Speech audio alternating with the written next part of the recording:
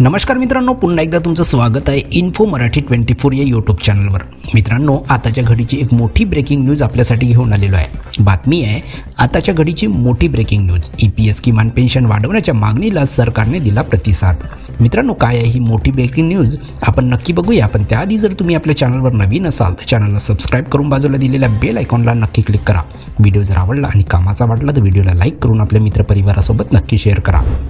मित्रांनो, कर्मचारी पेन्शन योजनेअंतर्गत किमान पेन्शन वाढवण्याच्या मागणीला सरकारने प्रतिसाद दिला आहे। सध्या ईपीएस 1995 जे कर्मचारी भविष्य निर्वाह निधी संघटनाद्वारे चालवले जाते त्यांच्या सदस्यांना दरमहा 1000 रुपयाची किमान पेन्शन प्रदान करते। लोकसभेचे खासदार उमेश भाई यांनी ईपीएस अंतर्गत किमान पेन्शन रक्कम वाढवण्याच्या सरकारच्या योजनेवर प्रश्नचिन्ह उपस्थित केले। ईपीएस पेन्शन किती वाढवता येईल आणि ती कधी लागू होईल असाही सवाल त्यांनी केला।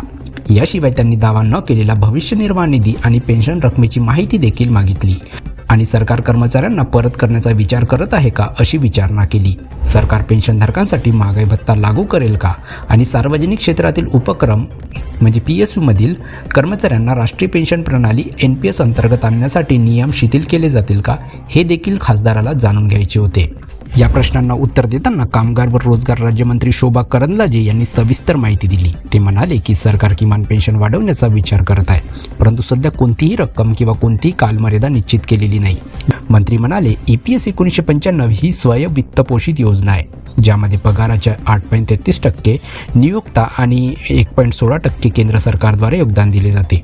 या योजनेतील सर्व फायदे या जमा केलेल्या रकमेतून दिले जातात आणि त्यांनी पुढे माहिती दिली की या योजनेत अशा अर्थसंकल्पीय सहाय्याची तरतूद नसली तरी सरकारने याआधी अर्थसंकल्पीय सहाय्य देऊन किमान निवृत्ती वेतन दरमहा 1000 रुपयापर्यंत वाढवले होते। मंत्र्यांनी स्पष्ट केले की ईपीएफ खात्यामध्ये दावा न केलेली रक्कम नाही, तथापि काही खाती निष्क्रिय श्रेणीमध्ये येतात ज्यासाठी दावेकर्ते अस्तित्वात आहेत। 31 मार्च 2024 पर्यंत अशा खात्यामध्ये 8505 कोटी इतकी रक्कम आहे। गेल्या 3 वर्षात निष्क्रिय खात्यामधून 7576 कोटीचे दावे निकाली काढण्यात आले आहेत। पेन्शनमध्ये महागाई भत्त्याची मागणी। महागाई निर्देशकांच्या आधारे ईपीएसची मासिक पेन्शन जोडण्याची मागणी सरकारने अशक्य असल्याचे म्हटले आहे। 2018 मध्ये एका उच्चस्तरीय समितीने यावर विचार केला होता, परंतु ही स्वयं अर्थसहाय्यित योजना असल्याने ती व्यावहारिक असल्याचे आढळले नाही। तर मित्रांनो, कशी वाटली कामाची आणि महत्त्वाची बातमी? जर बातमी आवडली असेल तर व्हिडिओला लाईक करून आपल्या मित्रपरिवाराला नक्की शेअर करा। तसेच जर तुम्ही आपल्या चॅनलवर नवीन असाल तर चॅनलला सबस्क्राईब करून बाजूला दिलेल्या बेल आयकॉनला नक्की क्लिक करा। व्हिडिओ बघितल्याबद्दल खूप खूप धन्यवाद।